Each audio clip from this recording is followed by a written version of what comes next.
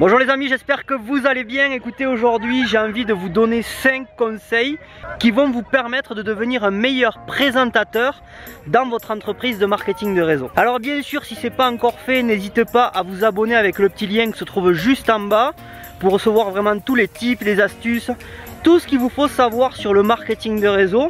Ça sera un plaisir pour moi de vous donner vraiment tout ceci. Et on démarre immédiatement pour les 5 conseils.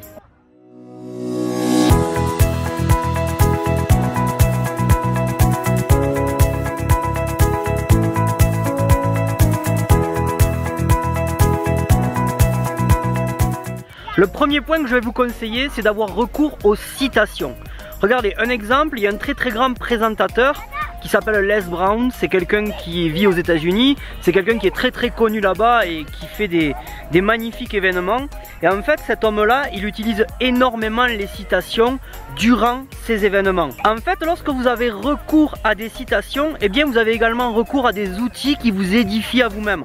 Et ça permet donc de valider votre point de vue. Et pour la petite info, je dis ça, je dis rien, mais ça fait de vous quelqu'un qui est bien instruit et bien éduqué. Alors, où c'est que vous pouvez avoir recours à des citations? Eh bien, lisez des livres de développement personnel, prenez des informations à l'intérieur qui vous permettront de les réutiliser durant vos événements. Le deuxième point que je peux vous conseiller, eh bien, en fait, c'est de ne formuler jamais une histoire sans remarque et également une remarque sans histoire.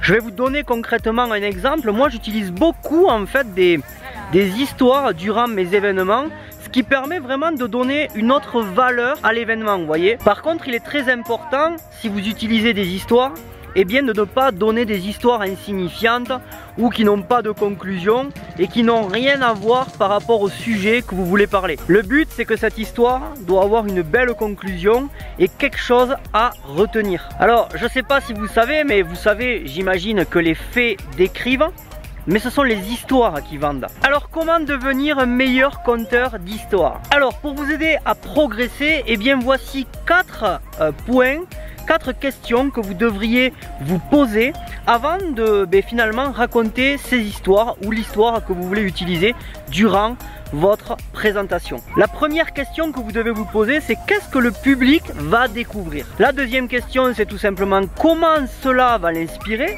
La troisième question, c'est celle-ci, comment allez-vous surprendre votre public? Et la quatrième question, très importante, comment allez-vous toucher le cœur de votre public? Voilà, ça c'était l'astuce numéro 3.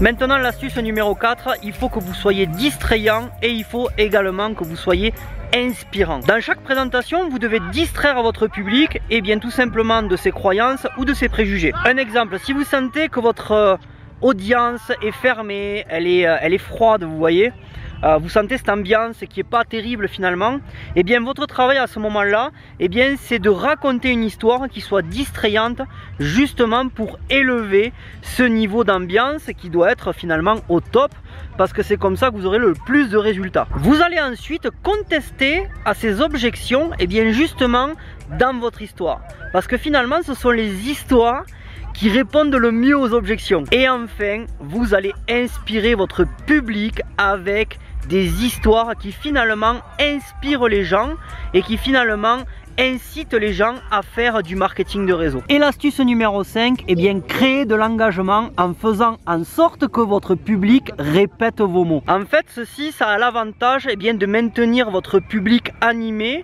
et tout simplement à ce qu'il ne s'endorme pas. Ou bien sûr qu'il ne s'ennuie pas. C'est maintenant à votre tour de jouer et il faut également que vous pensiez à savoir quelles histoires vous allez pouvoir raconter durant votre présentation. Est-ce que vos histoires finalement ont une bonne morale? Est-ce qu'elles sont distrayantes? Est-ce que votre public est impliqué? Donc j'espère que cette vidéo vous aura plu. Bien sûr, n'hésitez pas à poser les questions que vous voulez justement en commentaire et je me ferai un plaisir d'y répondre. Si ça vous a plu également, n'hésitez pas à partager cette vidéo un maximum.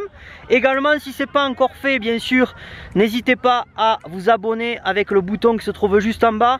N'oubliez pas également de lâcher un grand pouce, ça fait toujours plaisir. Les amis, je vous embrasse. Et bien sûr, n'oubliez pas une chose, restez simple et vivez dans l'abondance. À très bientôt et on se retrouve durant une autre vidéo.